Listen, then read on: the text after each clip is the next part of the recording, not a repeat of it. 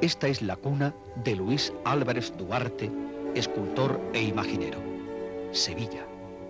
Matrona riquísima que engendra artistas entre el caserío blanco y oro que se dibuja en un azul cielo y verde río. Tierra de singular evangelio. Casa de María Santísima.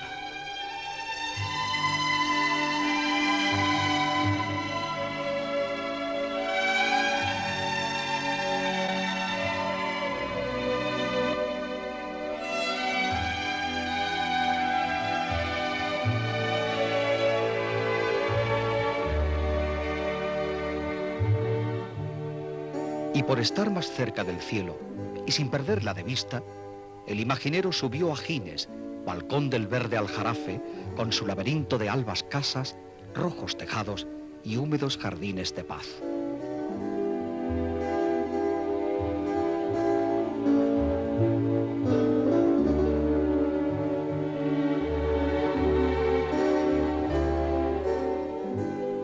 Prometió a su Virgen de Guadalupe que saliera con peregrina belleza de sus manos, que así bautizaría a su primera casa.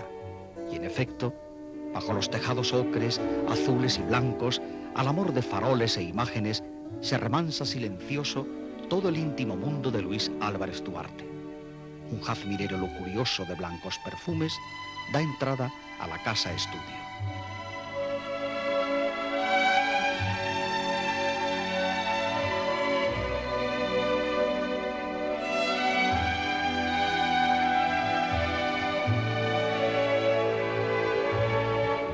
Al fondo el jardín extiende sus frescos de sombra y sol, bordeando el agua el verde césped, donde se yerguen orgullosas mexicanas yucas junto al remolino esmeralda y nostálgico de un frondoso sauce. Las estatuas esconden su presencia entre los setos. El molinete de la danza se estremece entre las perfumadas tuyas.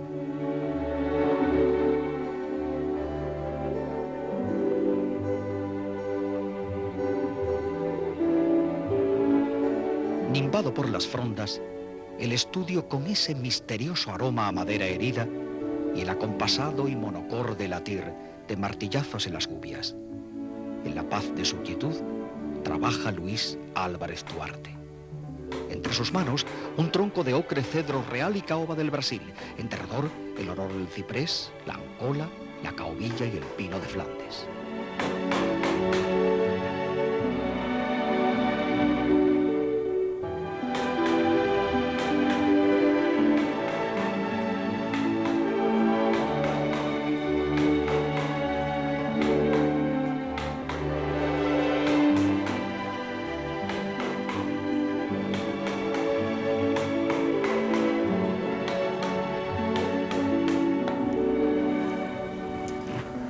Nací el día 22 de mayo del año 1950, por suerte en una huerta, preciosa huerta, del barrio de la Trinidad, llamada de los Granados, detrás justo del Colegio de la Santísima Trinidad.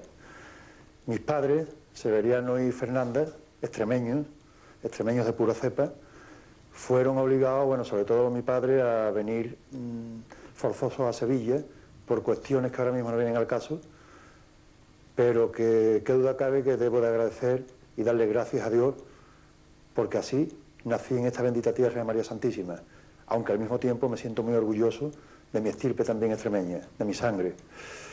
Mi hermano mayor, Juan Manuel, nace en Badajoz, actualmente vive y reside aquí en Sevilla. Mi hermana Ana María y yo nacemos ya aquí en la Huerta de los Granados, y yo concretamente soy, bautizado en la parroquia de San Julián, precioso sitio, maravillosa cofradía también del Domingo de Ramos que sale de allí, porque pertenecíamos de allí de la Huerta de los Granados, actualmente la calle Venecia, pertenecíamos a la parroquia del Señor San Julián. Y bueno, la vocación mía, yo diría que la vocación mía me viene desde palbulito en el colegio, ¿no? Cuando ya empiezo a dibujar, a ver los tebeos, no los cómics, sino los tebeos, como decíamos los críos de aquella época, y empiezo a ver al Capitán Trueno, empiezo a ver a los tebeos clásicos de los chicos, ¿no? Y a dibujar, y sobre todo después hacer las famosas bolitas de Nicli, Nacli y Xolacle, del juego de los niños de aquella época y de ahora también creo que juegan así. en barro cocido y hacer figurillas de belenes, ovejitas, pavitos y sobre todo imágenes que representaran a la Virgen Santísima para sacarla en cruces de mayo. Pero no obstante, cuando la vocación mía de verdad entra fuerte en mi persona es cuando por primera vez me pongo frente a la Virgen Dolorosa más dulce que creo que hay en Sevilla para mí, una de las más dulces, que es la Virgen de la Esperanza de la Trinidad. Ya cuando conozco y veo esa imagen, en los veranos los pasaba allí en el Colegio de la Trinidad, metido en la hermandad, ayudando en lo que podía, allí al viejo capiller Cabrera que había, y entonces esa Virgen me cautiva. Después, al mismo tiempo, ya un poquito ya más mayor, con 8 o 9 años, me acerco a ver a la Pastora de Capuchinos y, cómo no, por las mañanas siempre me llevaban mis padres a ver a ese portento, a esa majestad, a esa reina, a esa señora sublime y bien modelada que es la Virgen de la Esperanza, de la Basílica de Santa María de la Esperanza de la Macarena. La Esperanza, como a mí me gustaba llamarla siempre. Entonces imagínense, ver a la Esperanza de la Trinidad y ver a esa Esperanza de la Macarena. Qué buenos comienzos y qué cosa más maravillosa para mí, aquel crío, ¿no?, que siempre soñaba con hacer una Virgen para la Cruz de Mayo, o una Virgen de mayor, como yo decía, quería ser artista o imaginero de Sevilla. Bueno, pues pasa el tiempo. En una de las ocasiones que mi madre va a comprar a ese mercado de la Encarnación, precioso mercado, todavía recuerdo aquella señora, aquella Venus, que había con la fruta de la abundancia, una copia de una Venus griega, las flores de ramito, tan bonitas. Qué bonita aquella plaza, maravilla. Entonces voy con mi madre, la acompaño para comprar una de las mañanas, que no había ido al colegio, no sé por qué. Y después de vuelta, pues tiramos por la calle Regina y cruzamos por la Casa de los Artistas. Entonces en la Casa de los Artistas, que da de Jerónimo Hernández a San Juan de la Palma, veo por primera vez en mi vida un taller de imagineros, nada más y nada menos que el don Francisco Buiza Fernández, gran maestro y gran conocedor, único diría yo, de los grandes últimos que ha conocido la materia como nadie. Entonces, ya aquello se me queda impregnado, le digo a mi madre que parara un momento, que yo me quería fijar desde una puerta con tela metálica y cristal en un estudio pequeñísimo, pero con muchísimo arte. Ya me quedé impregnado. Ya entonces llegué a casa y todo mi afán era tirar por calle enladrillada, calle Sol, Palacio de las Dueñas, o mejor dicho San Román, Palacio de las Dueñas y Casa de los Artistas. Así me iba, y en vacaciones ya habló mi madre con ese gran maestro, y ya tuve la suerte de entrar allí a lo que yo quería: fregar pinceles, barrer virutas, ir a por los mandados, no solamente a él, sino a grandes artistas como Grosso, como Cantalero, como don José Molleja, como don Sebastián Santo y Antonio Llanes, que también me encargaba muchas veces que le llevara pigmentos, y recuerdo que yo, en vez de monedillas que me daban, prefería cabos de gubia de los grandes maestros. Para mí era algo maravilloso. Bueno, pues ya en mis vacaciones entré allí, ya ayudaba, empecé a sacar de punto y a modelar, y sobre todo está en ese paraíso soñado, siempre anhelado, y que tengo hoy la misma ilusión que siempre: el llegar a ser un gran imaginero de Sevilla. Espero con el tiempo llegar, por lo menos lo voy a intentar, a ser de los grandes.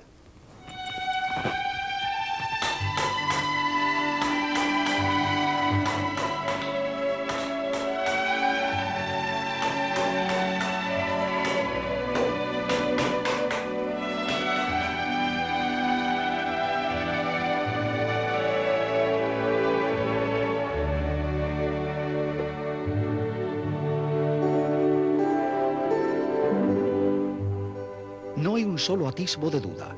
Las manos del imaginero palpan, laten, sienten y desbrozan la madera con perfección casi divina, mientras entre virutas y lascas se va dibujando la comisura de unos labios y una rizada barba de rabí.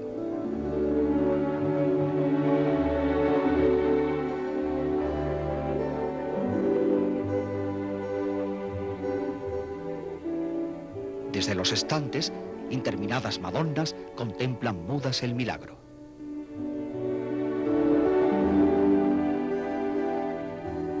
Hace años que conozco y sigo la trayectoria artística de Luis Álvarez Duarte. En su inequívoca vocación de escultor, yo advierto 3 facetas: como estatuario, retratista y costumbrista, especialmente como imaginero sagrado, y además como restaurador. Al conocer la trayectoria artística de Álvarez Duarte, naturalmente compruebo que se inspira en la tradición. Tradición y modernidad serían dos de las categorías que podríamos adjudicarle a este gran estatuario. No solamente se ocupa de las obras a que se he hecho referencia en líneas generales, sino que evidentemente él mismo declara cuál es la filosofía de su trabajo.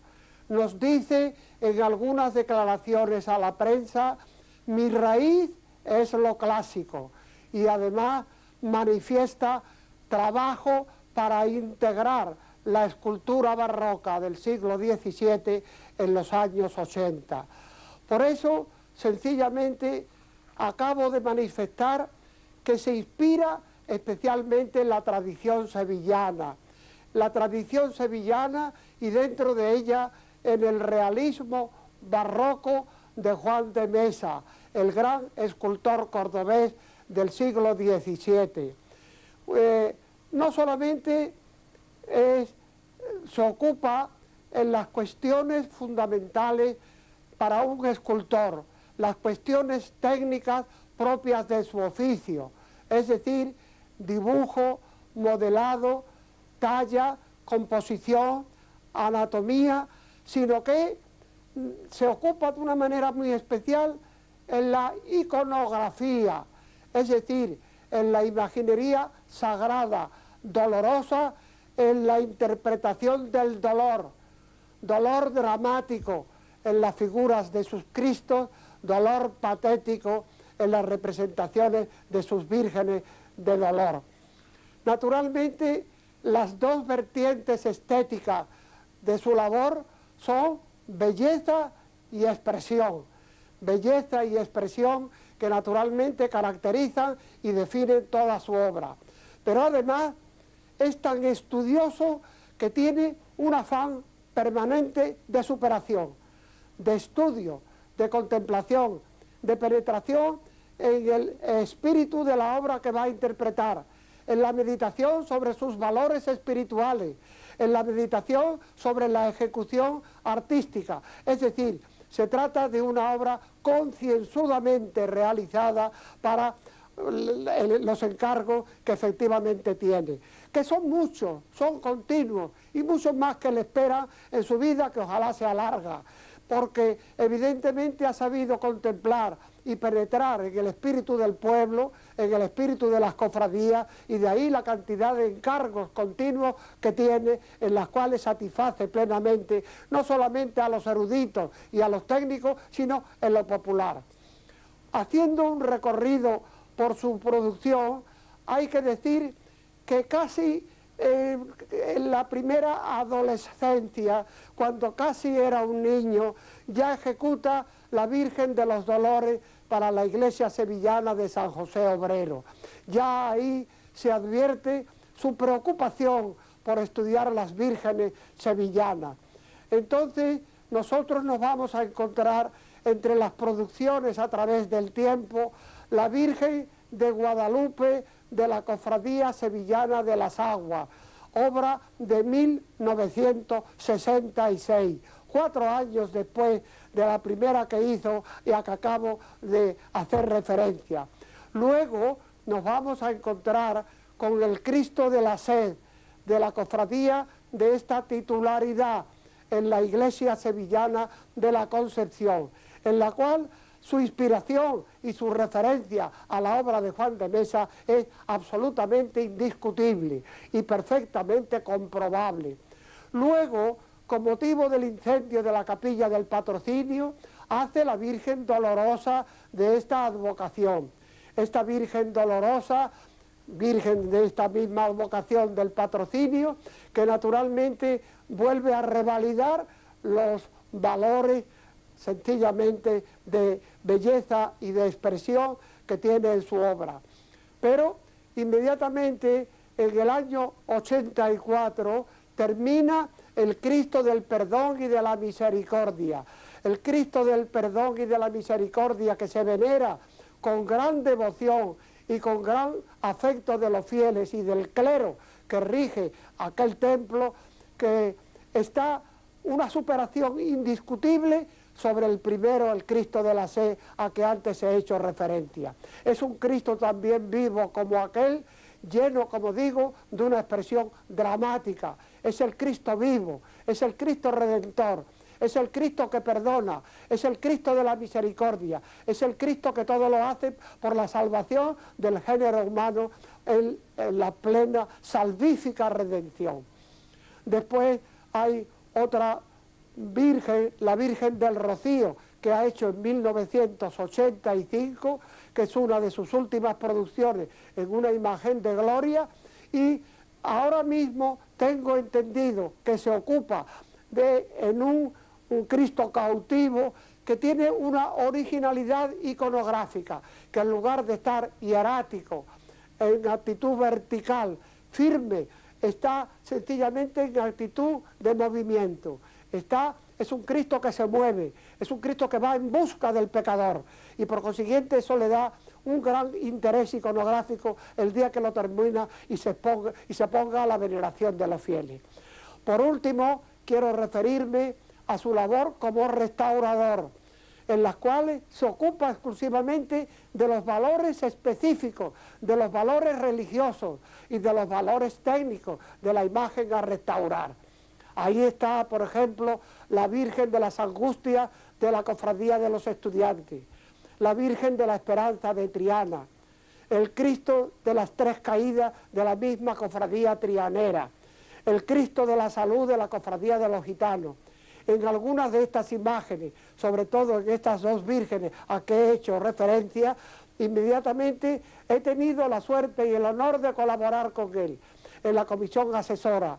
Y además quiero recordar, por ser de obligado cumplimiento, el que cuando la restauración del Cristo del Gran Poder hubo una comisión asesora técnica de los hermanos Crusolí, que tuve el honor y la satisfacción de presidir, en la cual Álvarez Duarte fue asesor técnico con otros escultores y con otros historiadores de arte.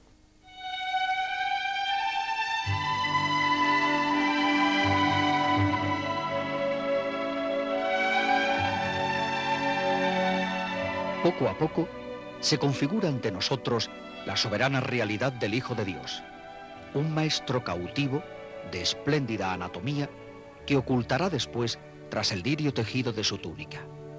Terminada la cabeza, esta se ensambla en el tronco. Comienza la labor de marcar el tórax, igualar el pecho, canalizar las clavículas.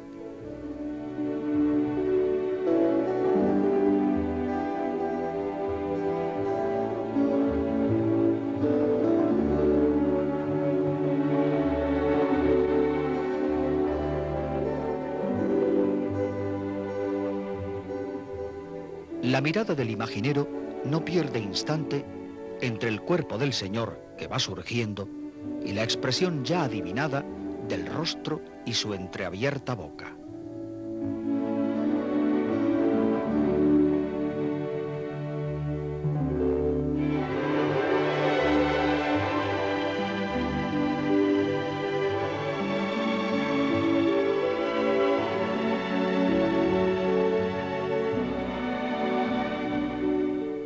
Después, se retiran los ensamblajes del lado izquierdo.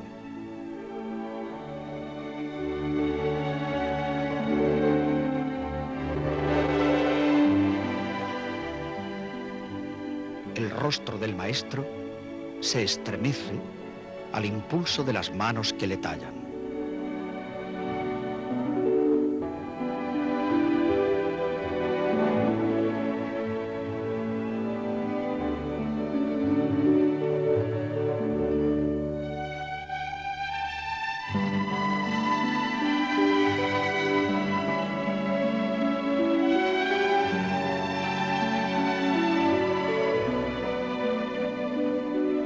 Córdoba vio nacer y cuenta entre sus hijos predilectos al sentimiento cofrade hecho madera, Juan de Mese Velasco, quien quizás, como ningún otro, supo plasmar el ideal propio de sus contemporáneos, Por eso, aunque ignorado durante mucho tiempo, sigue siendo como su obra centro y modelo para los cofrades actuales en esta su ciudad, donde solo una obra póstuma, aunque magistral, es testigo de su buen hacer.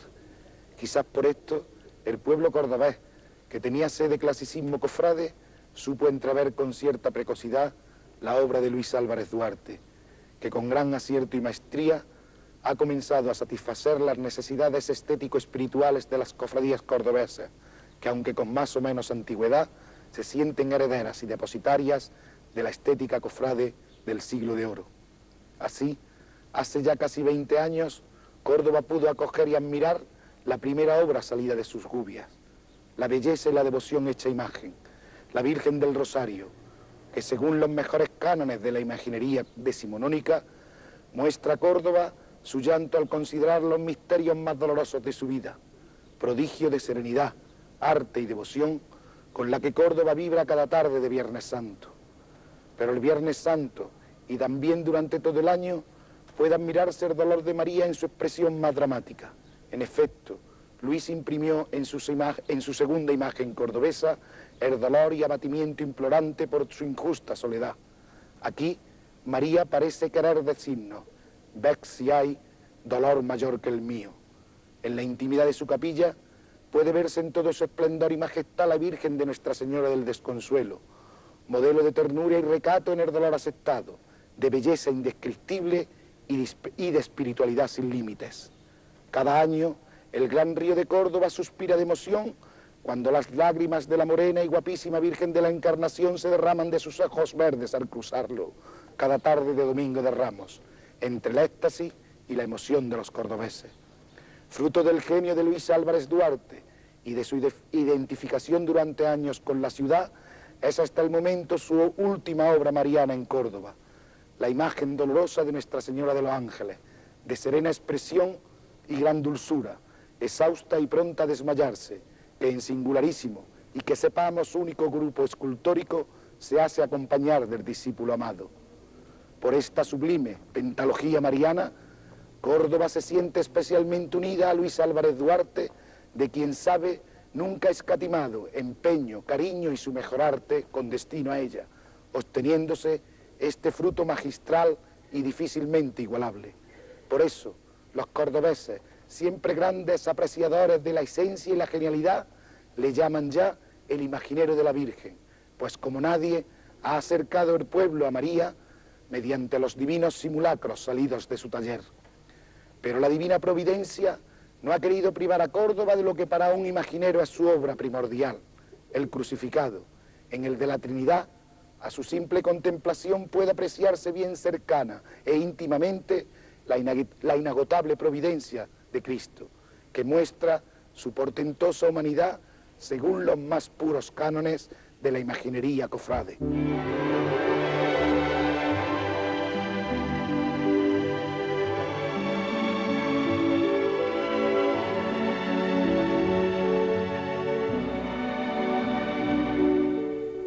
Ya nada sirve el martillazo. Con sostenida respiración e inigualable pulso, se va acentuando el espasmo doliente del esternón del Señor.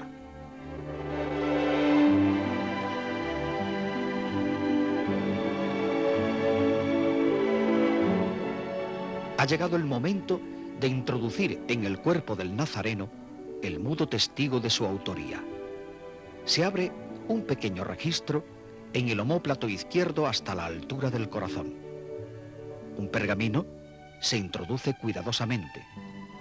En la muy noble, muy leal, muy heroica, invicta y mariana ciudad de Sevilla, siendo el día 16 de enero del año del Señor de 1992, y consta que el escultor e imaginero Luis Álvarez Duarte hizo para adoración de fieles y para la fervorosa y trinitaria agrupación parroquial de San Ignacio de Loyola de Sevilla este Cristo cautivo, que en lo más profundo de su madera ya conoce quién es su autor, y así para generaciones venideras.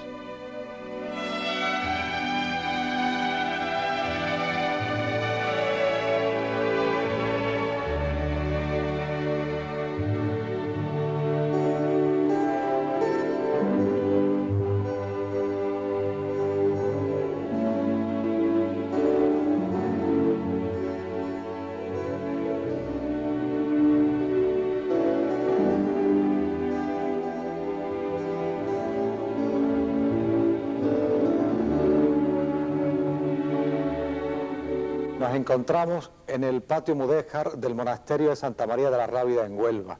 Y como bien podemos suponer, vamos a hablar muy brevemente de la obra de Luis Álvarez Duarte en nuestra ciudad.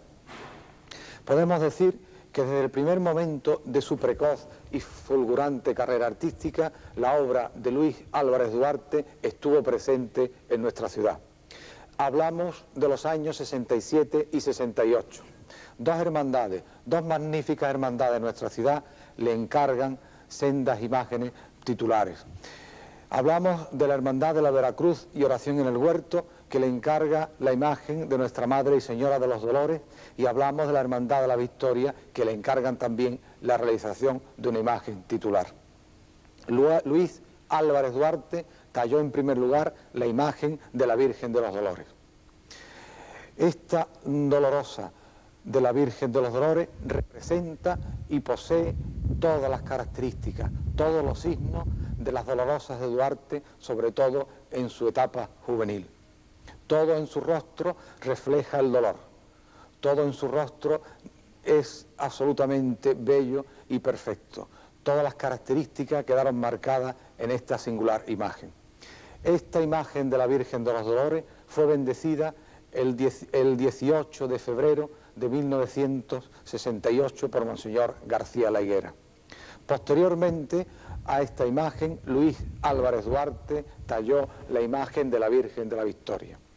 En este caso, el imaginero tuvo que afrontar el reto de sustituir una imagen anterior, una imagen también de bellísimo trazado y que tenía una singular devoción en toda la ciudad, imagen que se perdiera en el incendio del año 1953. El resultado, la obra de Luis Álvarez Duarte, fue insuperable. Todo en la imagen de la Virgen de la Victoria es absolutamente natural y perfecto. En este caso se representa una etapa posterior del drama de la Pasión, una etapa donde ya el rostro ha huido de su rostro aniñado, de su rostro perfecto. En este caso, la Virgen de la Victoria representa un paso siguiente, un paso posterior a la dolorosa de la Virgen de los Dolores, y a mi modo de ver, dos distintas representaciones, dos distintos destellos de una misma inspiración. La Virgen de la Victoria, junto con la imagen de San Juan de Evangelista, también de Álvarez Duarte, procesionaron en primer lugar también en abril de 1968. De la obra de Luis Álvarez Duarte en Huelva, podíamos citar brevemente y modo esquemático, en la provincia, la imagen de la Virgen de la Esperanza del Mar, de la Hermandad de la Lanzada en Ayamonte, y también el conjunto artístico de Santa María Salomé, patrona de Bonares. Finalmente, y como resumen de este breve y esquemático apunte, podemos citar la restauración actual de la Virgen de la Paz de Huelva. Esta restauración de Luis Álvarez Duarte, que como muy bien podemos observar en las imágenes tomadas en el propio taller, ha costado de distintas e importantes fases de restauración. Podemos decir que a partir de ahora la Virgen de la Paz de Huelva llevará indudablemente la impronta del imaginero sevillano.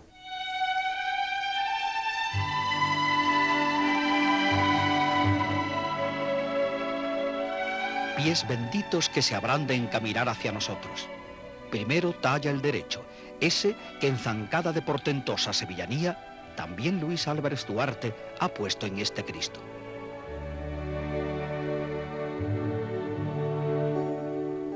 Después, afianzado en tierra el divino paso, comienza a darle movilidad al izquierdo, el del lado del corazón, el que insinúa un paso del maestro hacia la vida. La tosca madera es desmochada o desbastada con una zuela o hacheta. Golpes seguros y firmes. Las lascas color miel saltan como suspiros.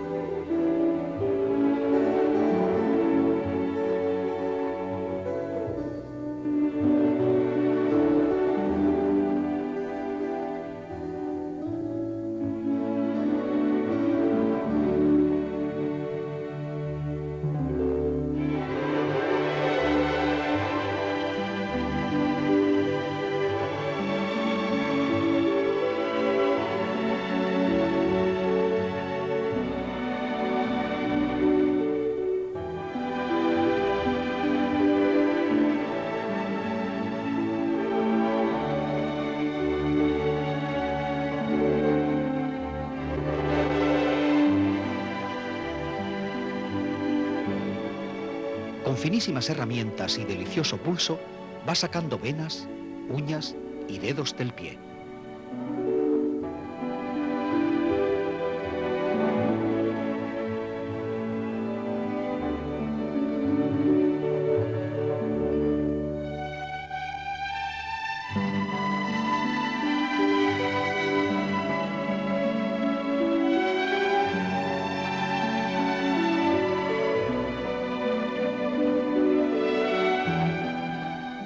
La proximidad geográfica entre las provincias de Sevilla y Cádiz determinó bien pronto la presencia de obras de Luis Álvarez Duarte en nuestra zona, tanto profanas como religiosas.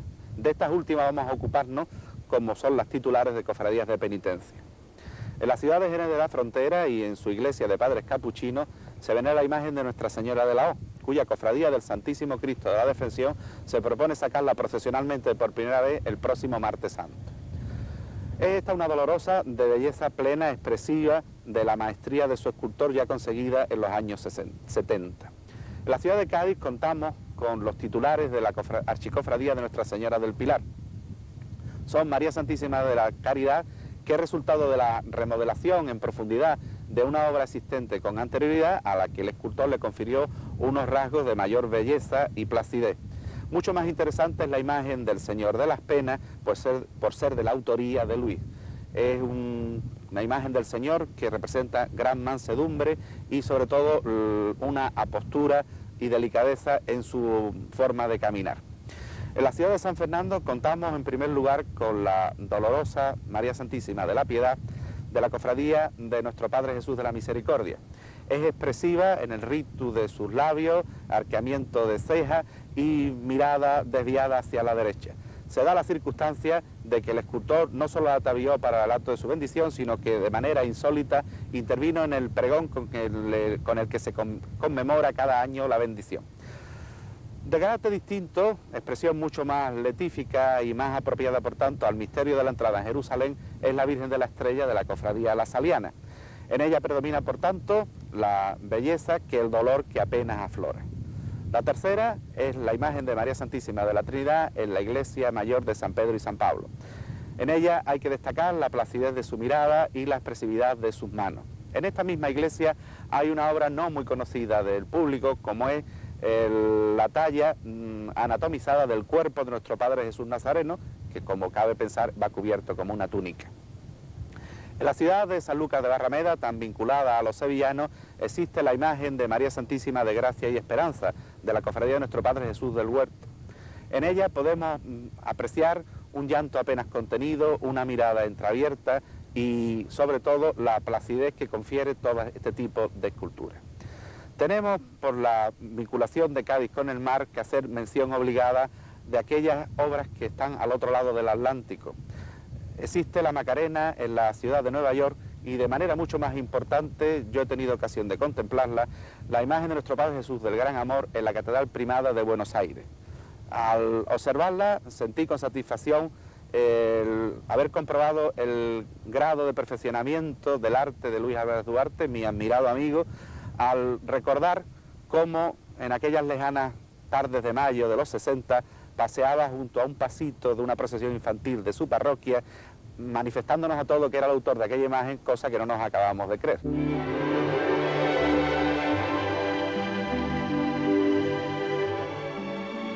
Mientras se nos van presentando en el recuerdo toda la imaginería de Luis Álvarez Duarte, nosotros seguimos asistiendo a la creación portentosa de este divino cautivo. Se tallan las manos.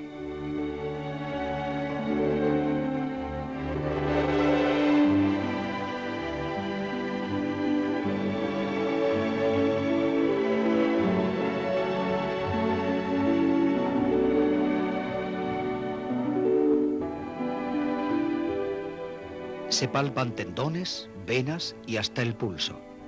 Un misterioso latir bajo la madera para esta mano prisionera y bendecidora.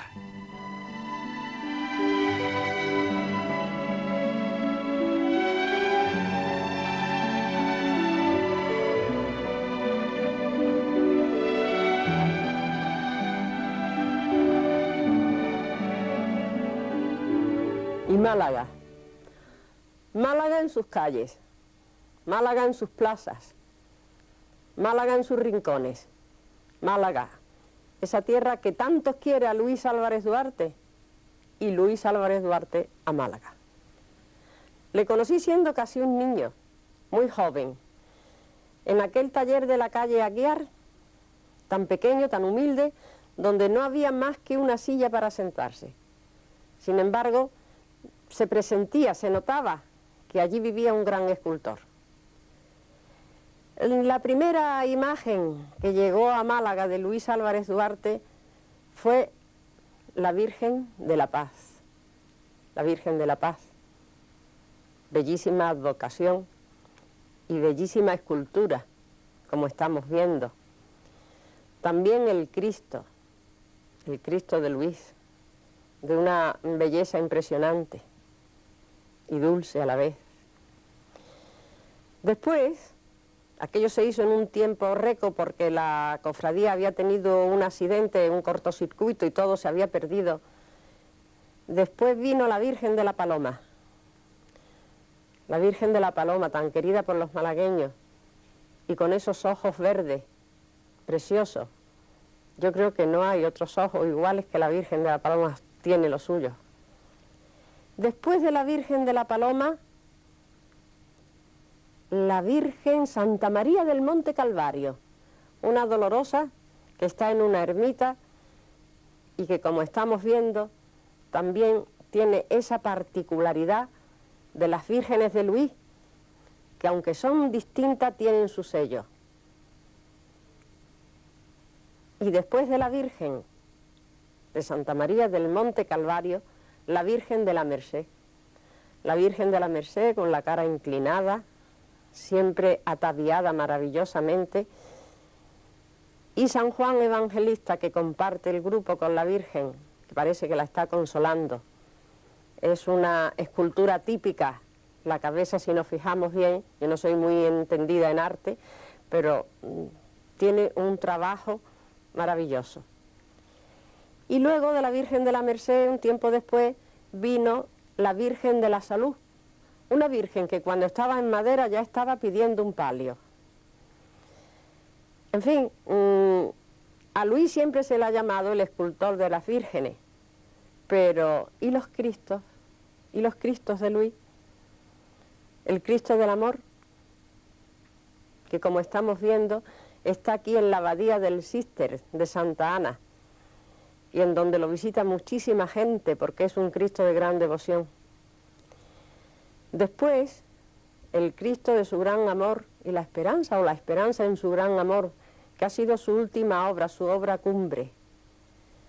Yo diría que las obras, las imágenes de Luis Álvarez Duarte tienen fuerza, tienen casta, porque son imágenes que no están tratadas mecánicamente, tan solo a fuerza de gubias. Cuando algunas veces voy a su estudio, a Gine, y le veo trajinar entre sus maderas, entre sus pinceles, entre todo ese conglomerado que hay en el taller, pienso si el espíritu de aquel dios de la madera, que fue Martínez Montañés, no anda camuflado entre los pinceles, entre el barro y la madera.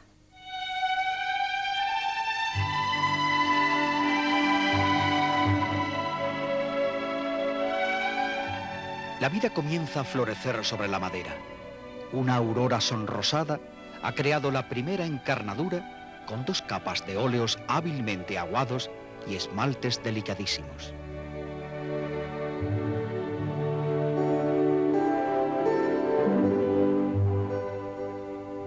Ahora son los pinceles de diferentes grosores y texturas los que esperan, junto a las manos del artista, su protagonismo.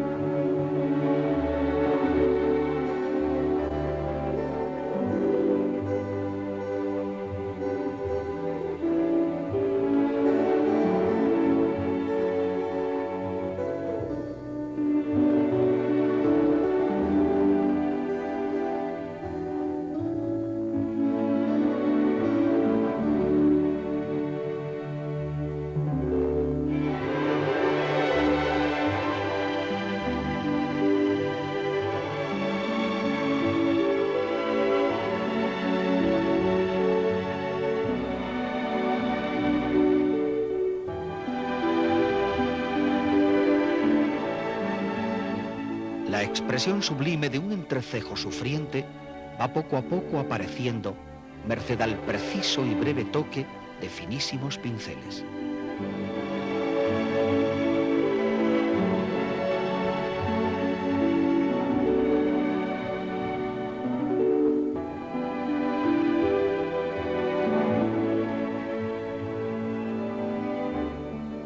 Y así, poco a poco, la sublime expresión del maestro va aflorando desde el fondo de la madera. Seguidamente se procede a borrar toda posible huella de pincel. Los tradicionales imagineros ya usaron la tripa de criadillas de borrego para tal menester, la cual, atada al pincel y simplemente con agua, va puliendo fantásticamente el rostro, los perfiles, las mejillas, donde resbalan tímidamente unas gotas transparentes como presagio de un divino sudor pasional.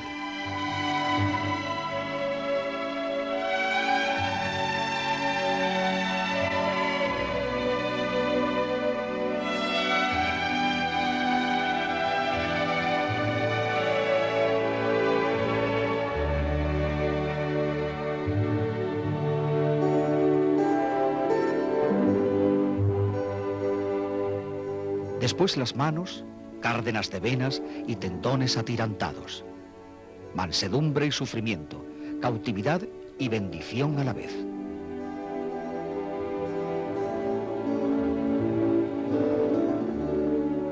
Después de un día agotador, pasamos a la intimidad de Luis.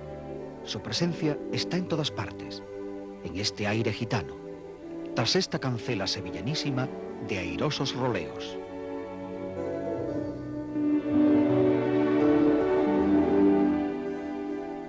Junto a Bartolo, su fiel y silencioso amigo. Al pie de estas escaleras tapizadas de cuadros, cuyo remate inicial corona una cabeza de San Pablo, bajo la mirada llorosa de este niño Jesús, nazareno de Sevilla.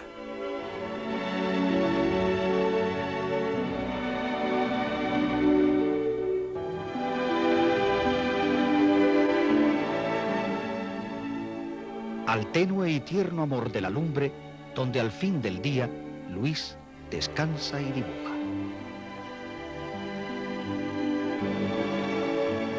Bueno, después de un día agotador de talla, tallando la imagen del Santísimo Cristo de nuestro Padre Jesús cautivo y rescatado, de la agrupación San Ignacio de Loyola del Polígono de San Pablo, para aquí, para Sevilla, que es un honor volver de nuevo a Sevilla y con una imagen de Cristo, de Nazareno, de un cautivo, más todavía, mejor. Y bueno, tengo que decir que ha sido un día agotador de trabajo, pero la verdad es que, bueno, también tengo que confesar que para mí no es agotamiento, puesto que estoy completamente enamorado de a lo que me dedico, ¿no? Y para mí es un placer desmochar, tallar y terminar la madera, y bueno, es lo que más me impresiona. Y como ven, estoy aquí ya en el estudio, lo tengo aquí en la misma casa, allí en el jardín. Ya lo he dejado, me encuentro totalmente ya relajado aquí en casa por la noche. Y bueno, como pueden ver, nunca dejo el arte de por medio, ¿no? Puesto que aquí me encuentro abocetando cosas, algunos compromisos, abocetando algún paso, algunos objetos bordados, como alguna saya, algún manto, que me piden muy amablemente algunos cofrades de aquí de Sevilla y de fuera de Sevilla, y que yo muy gustosamente, y además totalmente gratis, se lo regalo, puesto que no me dedico a esto. Yo lo que me dedico con letra grande, como yo digo, es a la imaginería y sobre todo a la escultura en general, y mi pasión, por supuesto, que es la imaginería. Pero yo también disfruto cuando alguien viene a pedirme un proyecto, algún bordador o algún orfebre o alguna persona cofrade de categoría, si viene a pedirme alguna cosa, suelo hacer, si es una cosa de caché y categoría, suelo hacerlo, y además encantado, que siempre tiene que ver mucho también con lo mío, que es dibujar, ¿no? Que me encanta, por cierto, también. Ya que he dicho antes Andalucía, me vino a la memoria una cosa ahora con esta película, que la verdad es que están haciendo, que la verdad es que estoy muy contento de que se dediquen no solamente ya a mi persona, sino principalmente a mi obra cofrade, que es lo más grande y lo más importante para mí. Y tengo que decir, valga la redundancia, que bueno, no puede salir toda la obra mía, porque materialmente no habría tiempo en una cinta de 1 hora aproximadamente, de 3/4 para salir. Por ejemplo, me hubiera gustado que hubiera salido todo de Andalucía, como por ejemplo es en Jaén, completamente en Linares, que tengo 4 imágenes dolorosas, de imágenes de la Santísima Virgen. También en Almería tengo a mi Virgen de la Caridad, de la Hermandad de la Cena. Y ahora en Granada, tierra a la que tanto quiero, y he soñado muchísimas veces con hacer algo mío en Granada, pues ya voy a tener varias cosas en Granada, sobre todo una imagen dolorosa muy pronto, y también me hubiera gustado que hubiera salido. Pero bueno, no solamente la ciudad, sino también muchos pueblos recónditos y escondidos de Andalucía, de la sierra y del mar, puesto que desde Almería hasta Ayamonte, muy gustoso de verdad y muy contento, tengo que decir que tengo repartido mi arte, poquito o grande, como ustedes lo deseen, pero lo tengo repartido. Qué duda cabe que siempre he tenido mucho entusiasmo. Yo sé que ha habido cosas mediocres, cosas buenas, cosas mejores y cosas regulares, pero qué duda cabe que como yo digo ahora mismo, en estos momentos es cuando yo estoy madurando y estoy empezando a gustarme en mi arte, ¿no? Pero la verdad es que no quiero decir con esto que la imaginería primera mía le dé de lado, no. Estoy muy agradecida porque todo lo que hice, fuera bueno o menos bueno, me enseñó a estar en el sitio que ocupo hoy, que ustedes me han puesto, los cofrades de Andalucía y de Sevilla, me han puesto donde estoy y a los cuales estoy muy agradecido, y esas imágenes son intocables porque demuestran esa edad juvenil, según nuestro querido profesor ya desaparecido Bernales Ballesteros, mi etapa juvenil, que llega casi hasta el Cristo del Aseo, mi Virgen del Patrocinio, y entonces son temas que, bueno, y imágenes que hay que dejarlas porque han significado mucho para mí, ¿no? Ahora es cuando yo realmente estoy empezando a gustarme, y además qué bonito llegar a Sevilla, queridos cofrades y amigos de toda Andalucía y de Sevilla en concreto, llegar a Sevilla por la puerta como yo quiero, por una puerta bonita y limpia, ¿no? Como un domingo de Ramos, como diríamos en Sevilla, un domingo de Ramos. Llegar de nuevo, ya que desde que restauré a la Esperanza de Triana, Nuestra Señora de la Esperanza, no he tenido nada nuevo en la Semana Santa de Sevilla, o cofrademente hablando en Sevilla. Hay muchos proyectos, pero por ahora lo más grande es la imagen que estoy terminando de tallar del Señor cautivo y rescatado para el Polígono de San Pablo. Y la verdad, volver a Sevilla con todas mis fuerzas, con una imagen de un nazareno y un cautivo, para un barrio que lo va a querer, que lo va a adorar, que ya lo quiere, que ya lo ama, porque me lo demuestran cada vez que viene, es siempre un placer, no solamente para mí, sino para cualquier artista que sienta y viva en cofrade, como yo lo hago.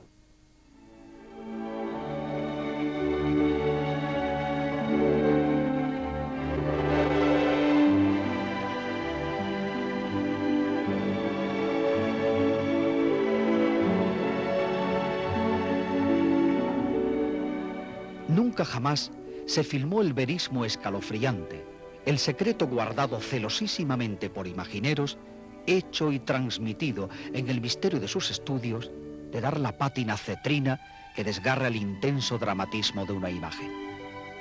Cuando parecía que todo estaba terminado, el artista tiñe agresivamente de negro el rostro y el cuerpo del Cristo.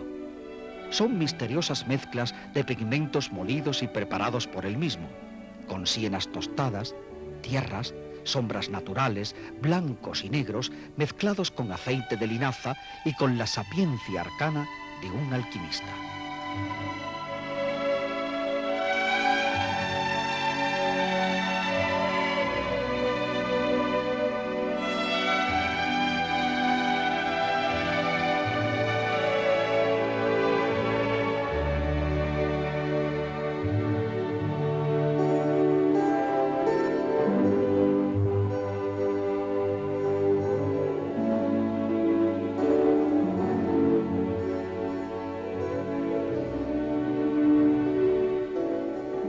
Después, con un trozo de lienzo, enjuga sabiamente rostro, cuerpo, manos y pies, eliminándolo todo, pero dejando en la encarnadura la tragedia cetrina del leño de Judá.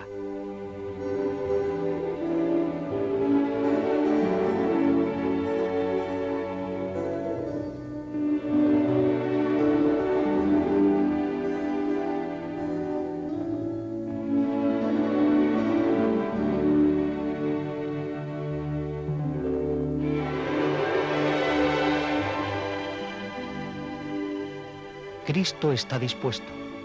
cubierta su divina desnudez con la inconsútil túnica de morado lirio. Después los detalles primorosos del cuello y áureo cordón.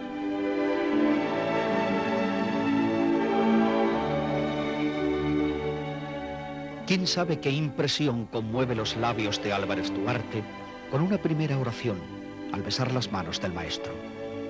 Manos, cuerpo, rostro, ojos llorosos color verde uva, tremendismo al que el propio imaginero cuesta creer que de sus manos saliera.